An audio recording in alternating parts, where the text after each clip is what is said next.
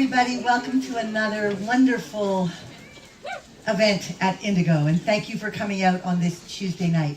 I know we're pretty packed in. I should tell our guests that the last time we saw this level of crowd, we had Michael Douglas, Catherine Zeta-Jones, and Kirk Douglas all together on this stage. So that gives you some idea of the kind of welcome. In fact, when I started writing my introduction, my first line says, "Tonight we have a rock star in the house." And I can tell by the applause, we really do have a rock star in the house. We also have a YouTube celebrity whose YouTube video has had more than 15 million downloads. And of course, we have an astronaut. Most of all, we have an extraordinary Canadian who dared to dream the biggest dream as a Canadian and showed that a Canadian can make the biggest dreams come true. While Chris dreamed of going into space, and he has that something special that we're going to try and find out about tonight. Some combination of determination, intelligence, courage, drive, and more drive, and some special sauce that allowed that dream to come true in the biggest way. While Chris was commander of the International Space Station this year, he became a social media sensation who tweeted the most incredible pictures back to Earth. His unique perspective changed the way we think about our planet and made space, not to mention David Bowie, exciting to a whole new generation. Right. Now he somehow found the time to write a book, and what a book it is. So approachable, so straightforward, so filled with the kind of humility that you will discover tonight, but with incredibly powerful messages. An Astronaut's Guide to Life tells us about the behind-the-scenes grit and teamwork needed to put a little bubble of Earth at the edge of space. But it's also about the exhilaration and sheer fun of living off the planet. If you want to know what it's really like to live in space, this is the interview to hear, and this is the book to read. Ladies and gentlemen, please formally welcome me in welcoming, if you formally join me in welcoming Commander Chris Hadfield.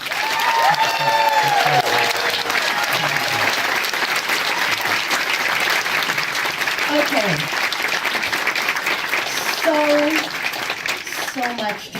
so much to cover. Let's start at the very beginning.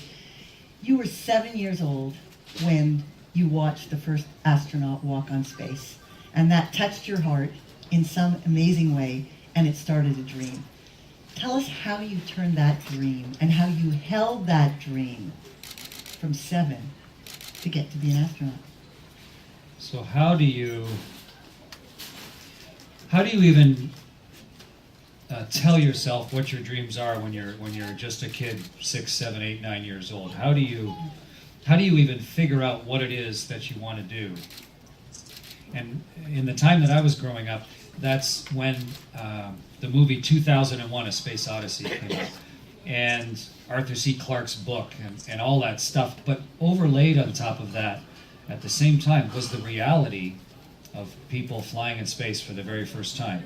And there was this race to the moon. It was everything that a young person might dream of, all sort of folded in on itself. And the night that they walked on the moon, for me, was everything kind of brought to a head. Like the dreams that seemed impossible actually became a reality that night.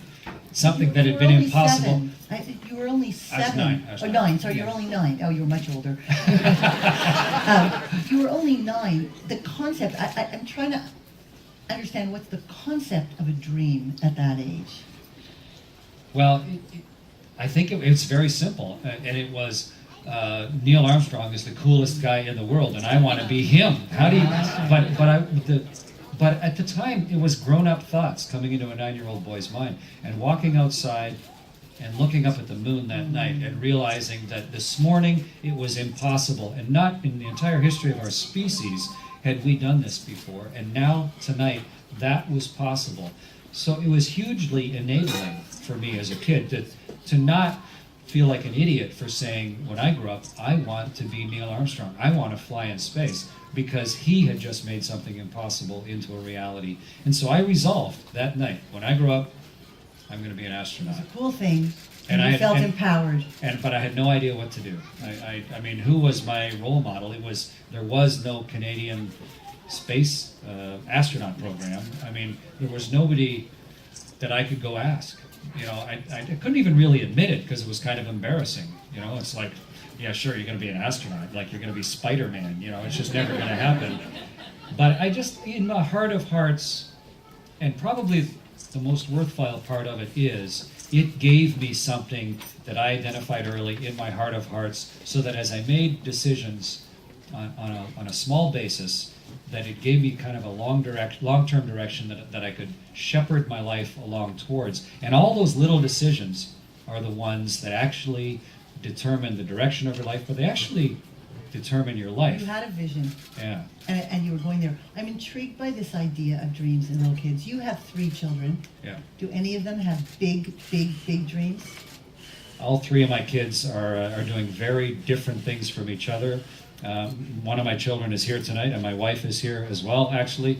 That's my wife over there in white, Elena. And the one who managed the social media for the flight, and who goaded me and harangued me into making the Space Oddity video, who was recently just finished his MBA, is Evan Hadfield, my middle son, who's down there sitting on the floor. And we have 2 other children, one who lives in China and one who lives in Ireland. And our goal always has been that they are pursuing things that are interesting to them, that they are becoming expert in the area that is of interest to them, and that they're happy in the pursuit of their own dreams. And I think so far so good. I think all 3 of them are doing all right. That's what you encourage them to do, That's what to we find really their passion. tried to cultivate as their parents, helping them grow up. Okay, there's sort of fundamental big idea in the book, and it is about the concept of preparation, this insane commitment to prepare, endlessly to prepare. It's a big idea. Talk a little bit about that notion, how important that is to you, and how that propelled you through the different stages. I think everybody in here is afraid of something. And that's a good thing. You ought to be afraid of some things. You know, if a Tyrannosaurus Rex burst into the room, we should all be afraid. But often, you're afraid of something just because you haven't faced it, or you haven't thought about it enough, or you haven't decided how you might deal with it. And it's a real constriction on your own life if you're allowing fear of something to dictate what you choose to do with your life. And so what I resolved a long time ago, and something that is trained into us as astronauts, is, why is that thing scary to me? It might be getting up in front of a bunch of people and talking with Heather Reisman. It might be a terrifying thing to do, but why is it scary? And what about it is scary? And let's start analyzing it. Pick out in that thing, where is the fear? And what is it about it that I can do to try and minimize that? And even more importantly, how can I prepare myself so that it diminishes the panic that is natural when fear confronts you? And if you really look at it closely, if you really pick apart the details of it, if you visualize failure and visualize disaster as a standard way of looking at things that scare you, and then realize, hey, I have options if this thing happens, or if I'm confronted with that, and how can I now start developing the skills within myself so if I'm confronted with that thing, I mean, let's pretend right now that we knew there was going to be an earthquake in a week. Here in this building, all of us. Right now, if an earthquake happened, almost all of us would panic, and we'd probably do the wrong thing.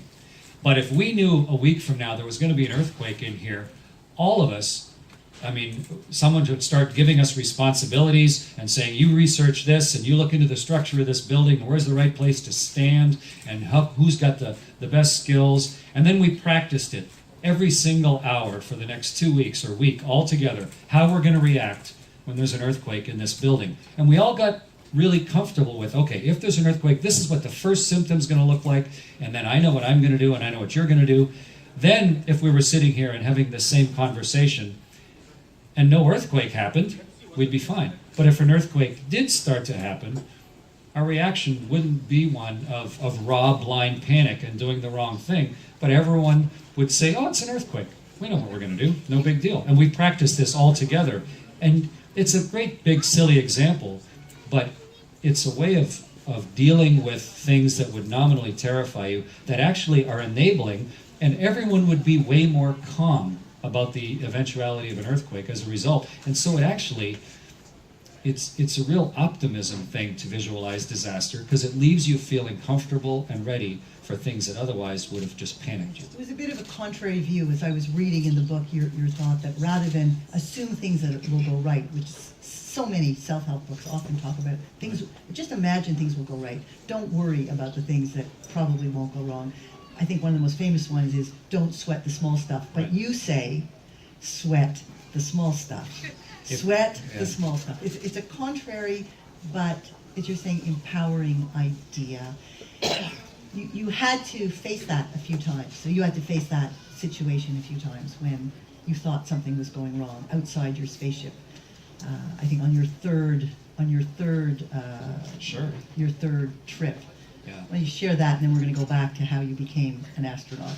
Sweating the small stuff. If an astronaut doesn't sweat the small stuff, he's a dead astronaut. It's critical. It's very contrary. Yeah, but it's not like you need to let the small stuff dictate your life or drive you crazy. But when you look at the problems that may possibly that you may possibly face, you actually have to pay attention to the key details. You have to sweat the small stuff in advance and think about it, but don't let it overwhelm you. You have to get yourself educated, pick out the small stuff that really matters, and then really dig into those things and make sure that you know how they're going to affect you. 4 days before we came back from the space station, 4 days before we were coming back, our space station sprang a leak and started spewing its ammonia out into space. It threatened the health of the whole spaceship. We may have had to abandon the ship. We definitely would have had to shut down a whole bunch of the experiments on board. Maybe half the people would have had to go home. It was a big deal. But months before, I had said, we never know when we may have to do a spacewalk.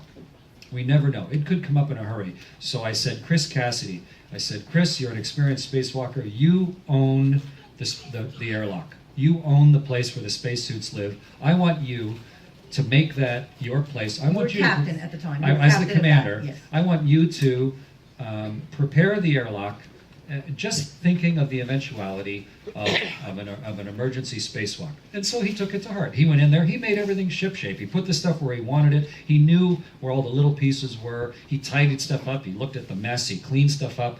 And he was always in his mind thinking, you know, we probably aren't going to have to do an emergency spacewalk. It's never been done before on the space station. But just in case, I'm going to look at all these little details and make sure that we're positioned properly. And so when we sprang a leak on a Thursday afternoon, and on Friday morning, Houston said, we need to send you out tomorrow. You have 1 day's notice to do an emergency spacewalk, which normally takes about 8 or 9 days. And to go out into leaking ammonia, which is a really nasty, toxic poison if you ever bring it back inside, we were ready. And in fact, we were kind of comfortable with it because we had thought about the detail of what that might mean to us. We had taken care of those little things in advance, and when the opportunity came up, then it was just a matter of doing something that we had already sweated in advance. And we sent Tom and Chris outside. They worked outside for about 6 or 7 hours, removed this huge box, put in another one, buttoned everything up, came back inside. Everything okay by Saturday night, but by Sunday night, we basically knew that we'd stopped the ammonia leak, basically saved the space station, and we're able to come home in the Soyuz on Monday. And it is purely due to sweating the small stuff and not being paralyzed by fear and planning ahead. And it set us up wonderfully for success. It was your last trip into space. You knew it was your last trip. Yeah. You wanted to be the one to do that spacewalk. I did, of course. I walked in space twice before. In fact, next month... Wait, do you children want to come over here so you can really hear this astronaut tell his You can come story? sit up here if you like. Come on. Come on. This is a real, live on, guys. astronaut who's been in space. Come on up here. Come on. Come on. Your arm. You okay? So, Okay. next month, Canada has a new $5 bill. And on that $5 bill is the Canadarm and a spacewalker. That's the level of recognition that our nation has for the technology that we invent and the opportunities that exist for Canadians. And I was Canada's first spacewalker, so I knew just what a magnificent experience that is to be outside a spaceship. And so when we were faced with the news that we were going to have to do a spacewalk, of course I was like, I would love to do a spacewalk. It's just such a rare human experience and such a magnificent one. But I had just woken up. We were reaching our crew quarters, and I read through the note, and I'd thought about it the day before, and it really made more sense to send Tom and Chris outside. They'd worked in that area. They'd done a spacewalk together. If you had to do it in a hurry, it just made sense. So not only did I just kind of resolve the issue within myself, I was like, okay, I would like to do a spacewalk, but it doesn't make sense. I'm the commander of this ship. Obviously, we're going to do what is the best thing for the crew overall, so that's fine. So Chris and Tom go outside, and I, in fact, had contributed to the discussion in advance, so it wasn't a surprise to me. But more importantly, I said to myself, I am not going to say word one about the fact that I want to go outside, or that Chris and Tom should think at all that they shouldn't be the ones going outside. By the time I get over myself here in about 2 minutes in my quarters, by the time I open up the doors to my quarters and go out and talk to the other guys about this, I am completely resolved in my mind that we are sending the 2 people outside that are the right people. I am going to support them. I'm going to get them suited up, and we are going to do this as a crew. It was time to put my own, little boy hopes and dreams aside to be the commander of the spaceship and to get ourselves positioned for overall crew success. And I hope I didn't let on to those guys that, in my little heart of hearts, I was envious of them. But they went out with great confidence, punching each other with joy at the experience, and hugely successful in the day's efforts. It's called leadership. Yeah. It's called leadership. Let me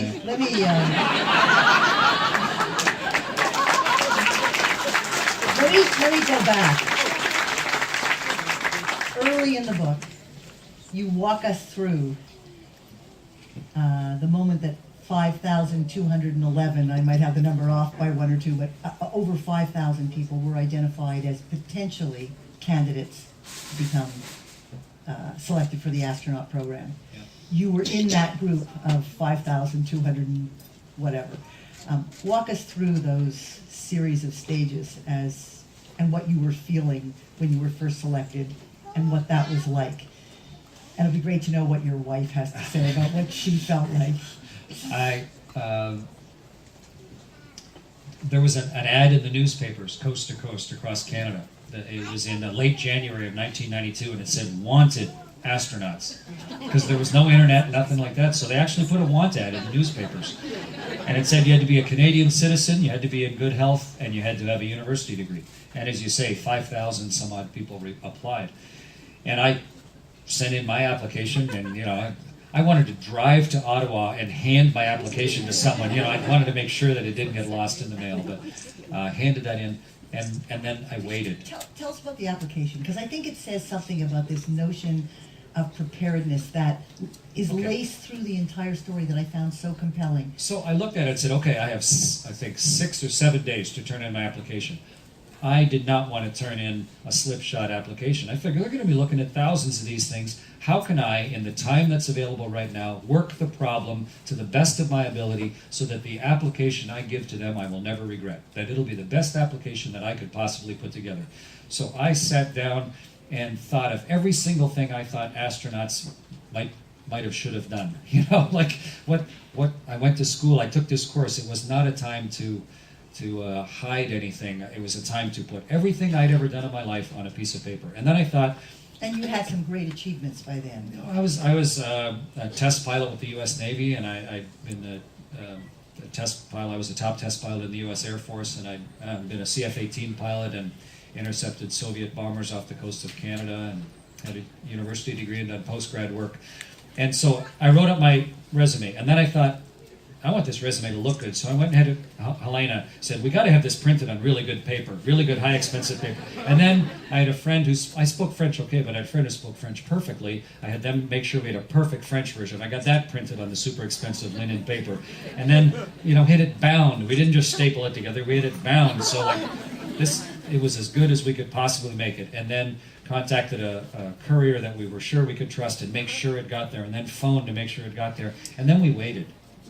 And it was an awful wait. I'd been waiting since I was 9, but we waited. And then they called back and said, hey, yeah, we'd like to get more information of you. You made it to the 500 level. And then they sent me this huge psychiatric exam, 500 questions. So I'm like, how do you do well on a psychiatric exam? So I called a psychiatrist that I knew. And I said, how do you ace one of these psychiatric exams? What are they looking for? And filled out all the questions, and it was basically just trying to prove that I wasn't clinically crazy. So all sorts of want to kill your mother? Do you want to kill your mother? The questions like, when I was a kid, I was always the first one to answer the front door. I'm going, yes or no? I don't know. Which should I have been? Shouldn't I have been? I don't know. Anyway, I went through, filled the whole thing out, sent it back, and then waited. And they said they'd call back in a couple weeks. And they never called. They didn't call to tell me no. They didn't call to tell me yes. I was going crazy. It was like indigestion permanently. And so finally I gave up, and I phoned them and I said, it's been 3 weeks and you didn't call. Just put me out of my misery. Tell me. And he said, oh, just a minute. Hadfield. Hey, you're on the list. Congratulations. You phone me, Anyway, so I made it to the 120 level, and then I had an interview, and then they called us a few weeks later down to 50 people, and then we did a full panel interview, and then we went back home and waited, and then they called and brought it down to 20 people for a week in Ottawa, and a week of medicals and interviews and a press conference and coordination tests and all sorts of stuff, and an hour-long interview with a panel, and all 20 of us trying to look casually magnificent, like the obvious choice. But we didn't even know how many astronauts they were going to choose, nor what they were really looking for. It hadn't really been clearly said. So we were just all doing our very best. And then we went home. And they said, we will call on this day in early May, starting at 1 o'clock in the afternoon. So I came home to Helena, and we're like, what do we do? I said, well, let's go water skiing, because it'll take my mind off this. So that's Saturday morning. That's what you do when you're waiting to find out if you're picked as an astronaut. We went water skiing and exercised and came back in, and it was such an interesting event. Our neighbor came over just to be in the kitchen with us, waiting for the phone on the wall to ring. And I thought about it with Elena, and we'd said, if they call close to 1 o'clock, that's probably a good thing, because they'll probably call the people they want first. And then if someone says, no, I don't want to be an astronaut, they can call the next person on the list. So we're all sitting there trying not to stare at our watches, waiting, and at about 1:02 or 1:03, the phone rang. I was like, oh, yes. Grabbed it. Someone from the space agency says, hi, this is Mac Evans from Canadian Space Agency. Would you still like to be an astronaut? To which I said, yes, I would. Yes, I would very much like to. That feeling must have been just extraordinary. So I watched Helena do cartwheels in the kitchen right then. She was like dancing, and our neighbors dancing around. But for me, it was just a huge gush of relief of having decided something so long ago. How old were you exactly at that moment? How old? I was 32. 32. Okay. So whatever, 23 years worth of trying to get all the qualifications and trying to be the guy holding my hand up, so when they said we're picking astronauts today, I'd be the one they'd grab. And to finally get to that point was just an enormous feeling of relief that I hadn't let Helena down, I hadn't let our kids down, I hadn't let my parents down, hadn't let myself down, and that this was really going to happen. It was a watershed day in my life, but a really wonderful feeling, and that's I'm sure that's where all the other things. I can't resist, as you mentioned this, and with Elena here, this one little paragraph that I'll take the liberty of reading that you wrote that says, a lot of people who meet us remark that it can't be easy being married to a highly driven, take-charge, overachiever who views moving house as a sport, and I have to confess that it is not. Being married to Helena has at times been difficult for me. She can intimidate the heck out of us. figure that as that point. So now you're an astronaut, and the preparation, and you talk in depth about the preparation. But there's I think, a very extraordinary set of passages in the book about the first time you go up the elevator cab to that first flight. Tell us. You know, some things that you've dreamed about your whole life, you don't know what they're going to really be like. You know, something you've anticipated for a long time. And in our case, we simulate it so much that the day that arrives where you're going to go to space today, you don't let yourself believe it. If you let yourself believe it, I think you would have driven yourself crazy just in the emotional roller coaster. And if you get a 2-week delay, it would crush you, right? If you let yourself believe it. So you kind of push your emotions to the back and you go, yeah, someday I'll probably going to fly in space, but I'm not going to get too involved in it because it'll whittle me down to nothing. So when the day arrives, you're still thinking, yeah, we're going to space today, but you're kind of keeping the little boy in check that's running around going wee inside you. But as every minute passes that day, as you put on your spacesuit, as you go down the elevator, you ride the vehicle out towards the launch pad where your spaceship is sitting up on a launch pad at a spaceport, you start to think, this might really happen today. You ride the elevator up. Oh, it's interesting insight. The elevator that takes you up to the rocket ship is really fast, and it's one of those elevators that when it stops, you feel a little light for a second. So all of us, every astronaut, jumps, so we all float around in that elevator. We really do float around. Yeah, we really do float around. And so, That's and then okay. and That's then, okay. You can I ask. like to do. what do you like to do? I like to do when an elevator starts or goes down, so it goes down, jump. Exactly the same thing. We like to jump, so when it's starting to go down, everybody floats, and then when you jump at the end, when it's stopping, everybody gets sort of squished. And that's what it's like on your way to a spaceship, also. And we crawl. That's the feeling. So you We crawl into the in. spaceship one by one on our hands and knees. You get up into your seat, and I was sitting next to Jerry Ross, who'd been to space 4 times. Jerry's the coolest, calmest astronaut I'd ever met. He'd been my role model through all the training. And whenever I didn't know what to do, I just looked to see what Jerry was doing and tried to copy what Jerry was doing. So I looked over at Jerry, and suddenly his knees started going like this. And I thought, Jerry's excited. Holy cow, something's going to happen here today. We're getting close. And the closer we got to launch, the more real it became. At about 30 seconds before launch, the vehicle started to really come alive, where it was self-contained, where the ground wasn't powering it anymore. And then 6 seconds before launch, the engines start to light. And there's this huge throb of power through the spaceship. And we're all watching all the gauges to make sure the pressures and everything are right. And there's so much force, it's sort of behind the spaceship where these engines are, so the whole thing bends forward, and we're sitting way up here, so we feel the whole spaceship sway forward. It's called the twang, as it bends forward, and then as soon as it twangs back to vertical again, the big solid rockets light, and it's as if some huge truck has just crashed into your spaceship, and suddenly there's this hand underneath your back that is just pushing you up to space, and it's vibration and it's power and it's squishing you in your chair, and every second you're burning 12 tons of fuel. Does it hurt? Does your body hurt? No, it doesn't hurt. It's sort of like some progressively fatter and fatter person is laying on you, and they're slapping you as you go up. You know, you're kind of like shattered and squished in your chair, and there's so much vibration that your eyeballs are kind of jittering, so you actually have to grab and pull yourself against the G so your neck can soak up the vibration so you can see all the instruments in front of you. And after 45 seconds, you're going faster than the speed of sound, straight up. And after 70 seconds, you're faster and higher than the Concorde ever went. And you're still accelerating straight up. And you're pinned in your chair and you're getting squished. And then after 2 minutes, there's a big explosion, the solid rockets come off, big blast of light, and then you've just got your liquid rockets pushing you like someone's in a dragster and they're just pushing on the gas heavier and heavier and heavier, and you're getting squished more and more in your chair as you're getting dragged from a standing start faster and faster and faster till after 8 minutes and 42 seconds, suddenly you are going 8 kilometers a second. You're going 28,000 kilometers an hour, and the engine suddenly shut off, and you're weightless. It's like some gorilla has been pounding on you, and they grabbed you and they threw you off a cliff. just like that.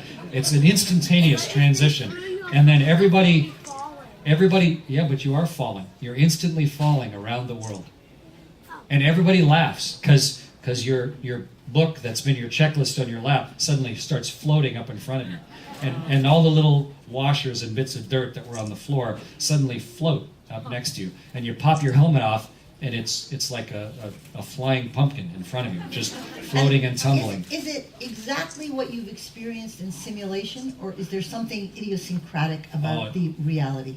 Simulations are really important for trying to understand what reality is going to be like, but all simulations are slightly wrong.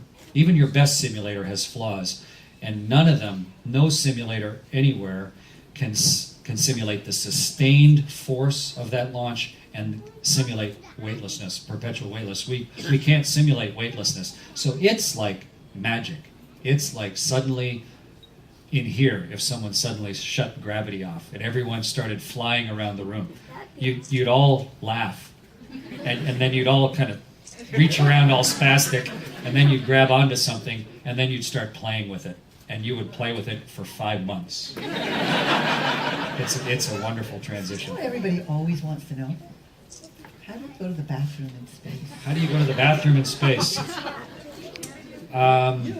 So, don't we want to know that? Can you help me? Come on up on stage. What's your name? Andrew? Andrew's going to help demonstrate. Here, take this off. Okay, we'll use this as your seatbelt. Okay, so everybody in this room, I hope, goes to the bathroom once a day, including Andrew and myself. This is Andrew's toilet. So just pretend it's a toilet, Andrew. Have a seat. No, sit. There you go. Okay, so Andrew's sitting on the toilet at home. And this is the position most of us sit in the toilet at home. And Andrew, when he's sitting on the toilet, is really counting on gravity to take care of things after it comes out of his body, right? We're all used to that. Imagine if you were sitting on the toilet like Andrew and suddenly somebody shut gravity off. First off, Andrew would float off the toilet, which would be a problem. So we need a seat belt, and so your toilet in space actually has a seat belt that comes across and pushes down on your legs to hold you in your seat while you're sitting there. But then everything that came out of Andrew's body would be floating around too, which would be gross, but also the solid that comes out of your body is poisonous, right? It'll make you really, really sick if you ever like breathe that or something, or get it in your stomach. So it's really important that the toilet works. And so the way we design the toilet, where we pee, is just a tube with a funnel on it, and you just pee into that, and there's air pulled down into that. And here's the good part, Andrew, is that your pee goes into a tank, and then it's mixed with humidity and the wastewater of the space station, and then we run it through some filters and some pumps and some centrifuges and fans, and then it becomes drinking water again. So you could actually sit on the toilet of the space station and drink water and think about what's really happening. Thank you, Andrew. That was a great demonstration. All right. Thank you, Andrew. Just had to ask. We always wanted to know. Let me get a little more. There you go. Let's get a little more into the story. The other extraordinary first-time experience was when you walked in space.